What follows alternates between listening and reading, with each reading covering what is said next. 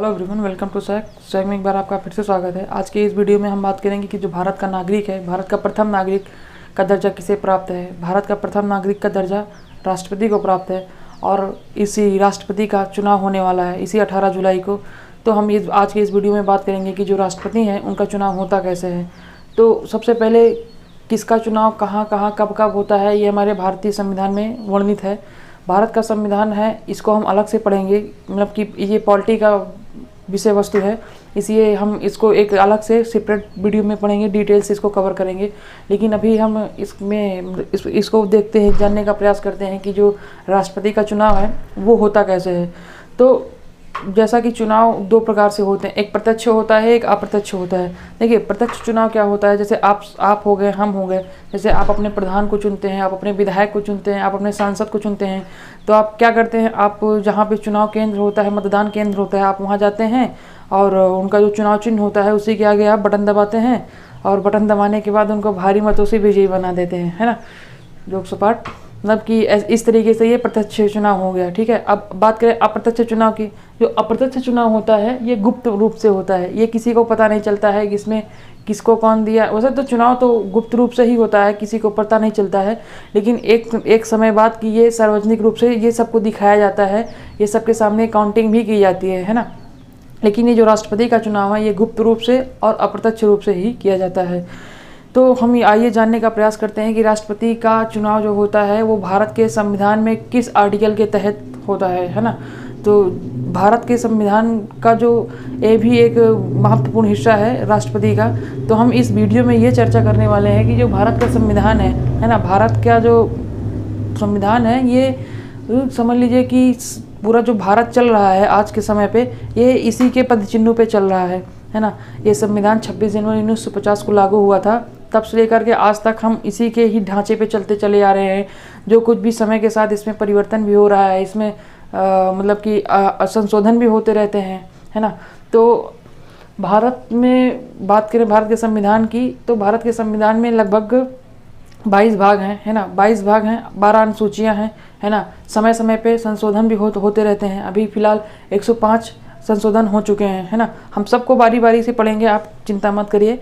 बहुत आसानी से पढ़ेंगे, इतना आसानी से पढ़ेंगे कि आपको बहुत मज़ा आने वाला है इस राज्य व्यवस्था को और भारत के संविधान को पढ़ने के बाद, है ना। लेकिन अभी हम इस वीडियो पे देखते हैं भारत का जो, जैसे कि हमने बताया ना कि भारत का जो संविधान है, जो अब मैं भारत का संविधान नहीं बोलूँगा, अब मैं केवल संविधान बोलूँगा, है ना। जो संविधान है, संविधान में 22 भाग हैं। 22 भाग में 1 2 3 4 ऐसे ऐसे करके 22 भाग हैं। तो पहले भाग, मतलब पहला जो भाग है उसमें दिया गया है संघ और क्षेत्र। उसमें बताया गया है कि भारत का जो एरिया होगा, मतलब वो एरिया कितना होगा, उसका मतलब जो संघ मतलब केंद्र और राज्य जितने हैं वो कैसे होंगे, है ना। ये है। दूसरे भाग में दिया गया है कि भारत की नागरिकता, जो भारत में लोग रहेंगे उनको नागरिक किस प्रकार से दी जाएगी, है ना। इसी प्रकार से ऐसे दूसरा तीसरा चौथा। अब भाग 5वें में बात किया गया है यूनियन की, यूनियन अर्थात संघ की, जिसमें संघ मतलब जो केंद्र है, केंद्र किस मतलब कि मैटर में मतलब कानून बनाता है, केंद्र में क्या क्या चीज़ें आती हैं, वो भाग 5 में दी गई हैं। तो भाग 5 में अनुच्छेद 52 से लेकर 151 तक दी गई हैं। इसी भाग 5 के अंदर ही राष्ट्रपति अर्थात प्रेसिडेंट, जो भाग 52 से लेकर के, है ना, 61 तक दिया गया है इनके बारे में, राष्ट्रपति जी के बारे में। तो हम इनके बारे में शुरू से बात करते हैं, भाग 52 से लेकर 61 तक की क्या क्या मतलब कि इनके बारे में दिया गया है और इनका चुनाव कैसे होता है। बात करें जो भाग 52 है, भाग 52 ये कहता है कि देश का औपचारिक प्रधान है ना। भाग 52 कहता है कि ये राष्ट्रपति देश के औपचारिक प्रधान है और ये यूके से लिया गया है। जैसे यूके की बात करें, ब्रिटेन की बात करें, यूके अर्थात यूनाइटेड किंगडम, जो 200 सालों तक हम जिसके मतलब जिन हम गुलाम थे, है ना, जो हमारे ऊपर राज किए हैं वही हैं यूके। तो वहीं से हम लिए हैं, उसी ढर्रे को हम अभी तक अपना रहे हैं।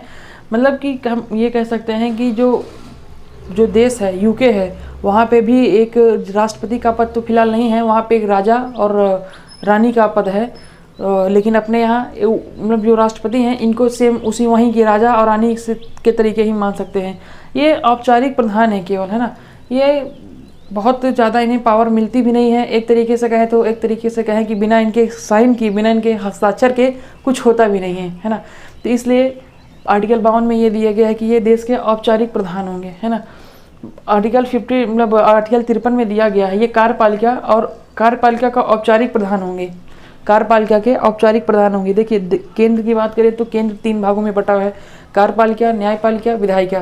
कार्यपालिका जो कार्यों को करते हैं, है ना, विधायिका जो विधियाँ बनाते हैं, न्यायपालिका जो कार्यपालिका और विधायिका में जो मिस्टेक हो जाती हैं, जो फिर उसको सुधार करने के लिए और दूसरे के न्याय मतलब कि सही है कि नहीं सही है, उसके हित कहीं मतलब उसके जो राइट हैं वो दब तो नहीं रहे हैं, मतलब कोई दूसरा कोई उन्हें, है ना, जो उनके राइट हैं कोई दबा तो नहीं रहा है, इसके लिए ये न्यायपालिका है। तो आर्टिकल 53 कहता है ये कि जो कार्यपालिका का औपचारिक प्रधान होंगे हमारे राष्ट्रपति जी, है ना, सिर्फ हस्ताक्षर करेंगे। आर्टिकल 52 में कहा गया है कि देश के औपचारिक प्रधान होंगे, आर्टिकल 53 में कहा गया है कि देश के मतलब कार्यपालिका के औपचारिक प्रधान होंगे, ये केवल सिर्फ हस्ताक्षर करेंगे। वास्तविक प्रधान हमारा पीएम होता है, देख रहे हैं, वास्तविक प्रधान पीएम है और औपचारिक प्रधान कौन है? औपचारिक प्रधान राष्ट्रपति जी हैं। 54 में इनके निर्वाचन की बात करता है, 54 में इनके निर्वाचन की बात करता है। देखिए निर्वाचन क्या होता है? निर्वाचन आप सभी जानते होंगे कि इलेक्शन मतलब कि निर्वाचन मतलब इलेक्शन करवाता कौन है? निर्वाचक मंडल अर्थात इलेक्शन कमीशन इनका भी निर्वाचन करवाता है। चलिए ठीक है, अभी तक यहाँ तक हम देख लिया। अब इनका चुनाव होता कैसे है, थोड़ा सा ये इंटरेस्टिंग है और ये थोड़ा सा बहुत लोगों को समझ में नहीं आता है, लेकिन मैं ये पूरी कोशिश करूँगा कि आपको समझ में आए। देखिए इनका जो चुनाव होता है, राष्ट्रपति जी का जो चुनाव होता है, ये एकल संक्रमणीय अनुपातिक पद्धति से होता है। फिर से ये एकल संक्रमणीय अनुपातिक पद्धति से होता है। देखिए अनुपातिक पद्धति क्या होता है? हमने जान लिया है कि ये गुप्त रूप से होता है, ये अप्रत्यक्ष रूप से होता है ना। तो ये अनुपातिक पद्धति होता है, इसमें सभी उम्मीदवार को वरीयता क्रम वोट देना होता है। देखिए जैसे 15 अभी का जो वर्तमान समय में 29 जुलाई को मतलब जो नामांकन पत्र है वो लास्ट डेट है। अभी तक 15 लोगों ने नामांकन कर दिया है ना। लेकिन जैसे मैं यहाँ लिखा हूँ ABCD, अब इसको ज़्यादा क्रिटिकल नहीं बनाते हैं। जैसे देखिए कोई एक विधायक है, इसका चुनाव होता कैसे है? अनुपातिक पद्धति किसे कहते हैं? मतलब कि जितने सभी उम्मीदवार को वरीयता क्रम वोट देना होता है। देखिए आप जैसे वोट देने जाते होंगे अपने मतलब मुखिया का, प्रधान का, विधायक का, है ना, तो जो विधायक है, जो सांसद है, जो प्रधान है, आप उसी के ही सामने उसके चुनाव चिन्ह को मतलब बटन दबाते होंगे, है ना, एक ही वोट आप दे पाते होंगे। लेकिन इसमें क्या है? इसमें ऐसा नहीं है। देखिए इसमें ऐसा बिल्कुल नहीं है, इसमें वरीयता क्रम वोट दिया जाता है। मतलब कि हम 4 नंबर पे किसको रखेंगे? जैसे 4 लोग खड़े हैं तो 4 नंबर पे किसको रखेंगे, 3 नंबर पे किसको रखेंगे, 2 नंबर पे, 1 नंबर पे, इस तरीके से इसी को बोलते हैं वरीयता क्रम अर्थात अनुपातिक पद्धति। तो हम इसमें देखेंगे एक मतलब चुनाव करवाते हैं, चुनाव हम ऐसा करवाएंगे कि 4 लोग खड़े होंगे, ABCD, है ना, 4 लोग खड़े होंगे और 4 ही लोग वोट देंगे। मतलब एक मोटा मोटी 4 लोग खड़े होंगे, 4 लोग वोट देंगे। जैसे ये एक पर्सन है ना, कोई भी इनका ले लो, जैसे A को दिए, A को रखना चाहते हैं 4 नंबर पे, 2 को रखना चाहते हैं मतलब B को रखना चाहते हैं 2 नंबर पे, और C को रखना चाहते हैं 1 नंबर पे, और D को रखना चाहते हैं 3 नंबर पे। मतलब ABCD ये चारों लोग खड़े हैं राष्ट्रपति चुनाव में, है ना, और ये आते हैं, इनको कहते हैं मैं A को 4 नंबर पे रखूँगा, और B को 2 नंबर पे रखूँगा, और C को 1 नंबर पे रखूँगा, और D को 3 नंबर पे रखूँगा। फिर दूसरा कोई व्यक्ति आता है, A को 2 नंबर पे रखता है, B को 1 नंबर पे रखता है, C को 4 नंबर पे रखता है, और D को 3 नंबर पे रखता है ना। फिर तीसरा व्यक्ति आता है, जो A पर्सन खड़ा है, उसे 3 नंबर पे रखता है, B को 2 नंबर पे रखता है, कहता है कि मैं आपको 2 नंबर रखूँगा। फिर इनको C को 4 नंबर और D को 1 नंबर। फिर आता है चौथा पर्सन, अंतिम पर्सन, A को 1 नंबर पे कहता है मैं आपको 1 नंबर पे रखूँगा राष्ट्रपति, आप मेरे हिसाब से 1 नंबर पे सही हैं। B को कहता है मैं आपको 2 नंबर पे रखूँगा, C को कहता है मैं आपको 3 नंबर पे रखूँगा, D को कहता है हाँ मैं आपको 4 नंबर पे रखूँगा। इसी तरीके से जितने भी MP हैं, जितने भी MLA हैं, सारे वोट देते हैं इसी तरीके से। अब अभी हम बात करेंगे कि जो राष्ट्रपति का चुनाव है, इसमें हम लोग वोट ना दे करके हमारे जो हम अपने मतलब क्षेत्रों से जो मतलब विधायक को और सांसद को भेजे हैं, है ना, वही इनका वोट करते हैं, वही इनको वोट देते हैं। तो अब इसमें देखिए गिनती कैसे होती है, और तो पड़ गया वोट, सिंपल से कैसे पड़ा एक बार फिर से देखते हैं। 4 लोग खड़े हैं, ABCD 4 लोग खड़े हैं, है ना, ये कोई पर्सन है वोट दे रहा है। A को कहता है मैं आपको 4 नंबर पे राष्ट्रपति बनाऊंगा, बी को कहता है मैं आपको 2 नंबर पे बनाऊंगा, सी को कहता है मैं आपको 1 नंबर पे राष्ट्रपति देखना चाहता हूँ, और डी को कहता है मैं आपको 3 नंबर पे रखूँगा। जैसे क्लास में मॉनिटर नहीं खड़े होते हैं, कहते हैं मैं इनको सबसे पहले देखना चाहूँगा, फिर इनको दूसरे नंबर पे, इनको तीसरे नंबर पे, इनको चौथे नंबर पे, मतलब वरीयता दी जाती है, ठीक है। इसीलिए ऐसे ऐसे ऐसे मतलब सबको देखा गया। अब इनकी जो मतगणना होती है, तो ये प्रथम चरण की मतगणना होती है। देखिए अब इनमें ये देखा जाएगा कि वोट पड़ गया है, वोट ये पूरा पड़ गया है, 4 लोग खड़े थे, 4 लोग वोट दिए हैं। अब मैं आपको एग्जाम्पल के जरिए बता रहा हूँ। ये अब इनकी गिनती कैसे होगी, देखिए अब इनको ये सबसे पहले ये देखा जाएगा कि 1 नंबर को, मतलब कि सबसे पहले ये देखा जाएगा जो ABCD है, इनको 1 नंबर पे कौन कौन रखना चाहता है। ये ऐसे गिनती होती है। जैसे इसमें देखेंगे 1 नंबर पे ए को 1 नंबर पे कितने लोग देखना चाहते हैं, ए को 1 नंबर पे 1 लोग, बी को 1 नंबर पे 1 लोग। देखिए यहाँ पे ए है, ए को 1 नंबर पे 1 लोग देखना चाहते हैं, यहाँ 1 हो गया। बी को 1 नंबर पे 1 लोग देखना चाहते हैं, ठीक है। सी को 1 नंबर पे 1 लोग देखना चाहते हैं, डी पे 1 नंबर को 1 लोग देखना चाहते हैं। अब देखिए सबको है ना, 1 नंबर पे ये भी, इनका भी 1 नंबर पे 1 नंबर, तो ये इसमें कोई भी नहीं जीता है ना। अगर इसमें भी कोई नहीं जीता है, इसमें कोई नहीं जीता है, क्योंकि ये इसमें भी 1 नंबर मिला है, इसमें भी 1 नंबर, इसमें भी 1 नंबर, इसमें भी 1 नंबर। 1 नंबर कैसे मिला है हम पिछले मतलब भी बात कर चुके हैं, है ना। अब द्वितीय मतगणना होगी, 1 नंबर हो गया। अब ये होगा कि अब 1 नंबर तो कैंसिल हो गया, कोई नहीं जीता है। अब ये देखा जाएगा कि कितने लोग आपको 2 नंबर पे रखना चाहते हैं। इसको 2 नंबर पे 1 लोग, इसको 2 नंबर पे 1 2 3, इसको 2 नंबर पे 3 लोग रखना चाहते हैं, तो यहाँ 3 हो गया, है ना। इसको 2 नंबर पे कोई नहीं रखना चाहता इसलिए 0, इसको भी 2 नंबर पे कोई नहीं रखना चाहता इसलिए 0। तो ये 3 मतलब इसको 2 नंबर पे 3 लोग रखे हैं, इसको 2 नंबर पे 1 लोग रखे हैं, तो इसका मतलब ये बी है, बी जीत गया। सिंपल सी बात है ना, कोई इसमें कठिन नहीं है। फिर से एक बार आइए समझने का प्रयास करते हैं। 4 लोग खड़े हुए थे, ABCD, ये चारों लोग खड़े हुए थे। वरीयता क्रम वोट देना है अनुपातिक पद्धति द्वारा। जितने भी उम्मीदवार हैं, जितने भी मतलब विधायक हैं, जितने भी MP हैं, मतलब MP मतलब सांसद हैं, उन सभी को सबको वोट देना है। इसमें वरीयता क्रम वोट देना है, कोई एक को वोट नहीं देगा, जितने खड़े हैं सभी प्रत्याशी को वोट देना है। बशर्ते ये देखना है कि मैं आपको 1 नंबर पर रखूँगा, मैं आपको 2 नंबर पर रखूँगा, मैं आपको 3 नंबर पर रखूँगा। इस तरीके से वोट दिया है। अब फिर जब गिनती होती है, इसमें यह देखा जाता है कि सबसे पहले 1 नंबर पे किसको रखा गया है। प्रथम मतगणना में होता है, ये प्रथम चरण की मतगणना है। 1 नंबर पे कितने लोगों को रखा गया, 1 नंबर पे 1 लोगों को रखा गया। इसमें 1 नंबर में 1 लोगों को, फिर 1 नंबर 1 यहाँ भी है, 1 यहाँ भी। अगर यहाँ 1 नंबर पे ये इसको रखा जाता है ना, अभी 1 यहाँ भी है, 1 यहाँ भी है, तो 1 1 2 हो जाता है, तो ये ए जीत जाता, ठीक है। ये सिंपल सी बात है। अब हम ये बात करेंगे कि इनको वोट देगा कौन, है ना। जो वोट है इनको वोट देगा कौन, तो ये संसद है। अब मान चलते हैं हम, ये संसद की बिल्डिंग है, और संसद में एक 2 पल्ला बना देते हैं, एक लोकसभा, एक राज्यसभा। लोकसभा में 545 सीटें हैं और राज्यसभा में 245 सीटें हैं। आपको पता है लोकसभा में 2 एंग्लो इंडियन है। एंग्लो इंडियन अर्थात अभी मतलब जो मतलब कि जो इंडिया के नहीं थे, जो इंडिया की नागरिकता ली है, उन्हें हम एंग्लो इंडियन बोलते हैं। 2 संसद एंग्लो इंडियन है ना। तो टोटल कितने हो गए, 543। जो 2 एंग्लो इंडियन है, ये इन्हें राष्ट्रपति ही मतलब मनोनीत करता है, ये राष्ट्रपति का चुनाव नहीं करेंगे। और जो राज्यसभा है, राज्यसभा में 245 सदस्य हैं, इनमें 12 सदस्यों को राष्ट्रपति मनोनीत करते हैं। इनमें भी 12 सदस्य ये राष्ट्रपति का चुनाव नहीं करेंगे। तो 245 माइनस 12 तो 233, तो मतलब देश के कुल 776 सांसद अर्थात MP का मतलब मेंबर ऑफ पार्लियामेंट। जो हमारी संसद है, ये जो बिल्डिंग है, इसे हम बोलते हैं पार्लियामेंट, और जो इसके सदस्य हैं इन्हें हम बोलते हैं मेंबर। तो ये हो गया MP, 776 MP मतलब अर्थात मेंबर ऑफ पार्लियामेंट, है ना। तो ये हो गया सिंपल। अब ये सांसद हो गए। अब बात करते हैं, इधर विधानमंडल होता है, जो कि विधानमंडल, ये विधानमंडल की बिल्डिंग है, हर राज्यों में होती है। विधानमंडल की बिल्डिंग है, उसमें हम 2 पार्ट कर लेते हैं, एक बिल्डिंग इधर, एक बिल्डिंग इधर, है ना। एक इमारत, बिल्डिंग मतलब इमारत, एक इमारत इधर, एक इमारत इधर। इधर होगी विधानसभा, इधर होगी विधान परिषद।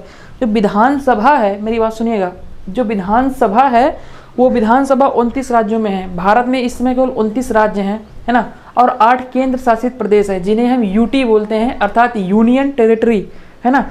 तो 29 राज्य हैं, 29 राज्यों में विधानसभाएं हैं। विधानसभा मतलब जो हम अपने विधायक को चुनते हैं और उसी विधायक से एक मंत्रिमंडल बनता है और उसी मंत्रिमंडल का जो अध्यक्ष होता है, प्रधान होता है, वास्तविक प्रधान होता है, वो होता है चीफ मिनिस्टर अर्थात सीएम, है ना। जैसा कि अभी हमारे उत्तर प्रदेश का जो मतलब सीएम है, ये एक मंत्रिमंडल बना था, उस मंत्रिमंडल के जरिए इन्हें सीएम बनाया गया है, योगी आदित्यनाथ जी को। ठीक है, स्पष्ट है यहाँ तक बात। तो ये 29 राज्य है, 2 यूटी है। यूटी में भी विधानसभाएं हो सकती हैं, ऐसा नहीं है कि नहीं हो सकती हैं। जो देखिए 2 यूटी है, एक पांडिचेरी है, एक दिल्ली है। दिल्ली और पांडिचेरी में विधानसभा है ना। 29 राज्य हो गया और ये 2 केंद्र शासित प्रदेश हो गया। 29, 30, 31 मतलब कुल मिला के 31 राज्य हैं, है ना। अब विधान परिषद 6 राज्यों में है। विधान परिषद 6 राज्यों में है, जो कि ये विधान परिषद का कोई मतलब होता नहीं है, कोई औचित्य होता नहीं है, लेकिन फिर भी विधान परिषद कई क्या 6 राज्यों में है ना। तो वो विधान परिषद जो राष्ट्रपति का चुनाव होता है। अब देखिए जो 6 राज्य हैं जो विधान परिषद के सदस्य होंगे, उन्हें भी जनता नहीं चुनेगी, उन्हें कुछ कॉलेज के लोग कुछ टीचर चुनते हैं, कुछ स्टूडेंट चुनते हैं, है ना। मतलब उसी तरीके से होता है। लेकिन जो इसके सदस्य होंगे वो राष्ट्रपति को नहीं चुनेंगे। राष्ट्रपति को वही चुनेंगे जो जिन्होंने जनता ने जिनको चुना था, वही राष्ट्रपति को चुनेंगे। सिंपल सा फंडा है।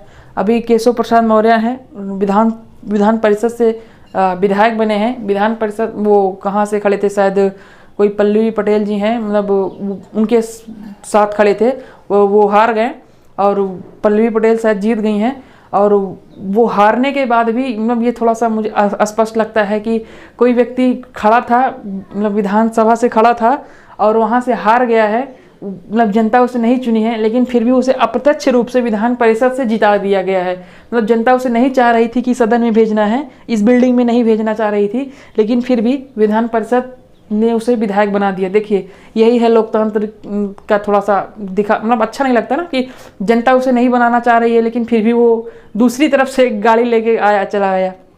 कोई बात नहीं, हमसे क्या मतलब है ना। तो हमने ये जान चुके हैं कि जो संसद होती है, संसद जो पार्लियामेंट है, इसमें 543 सदस्य इसके और 233 सदस्य इसके, टोटल 776 सांसद होते हैं, ये वोट देते हैं।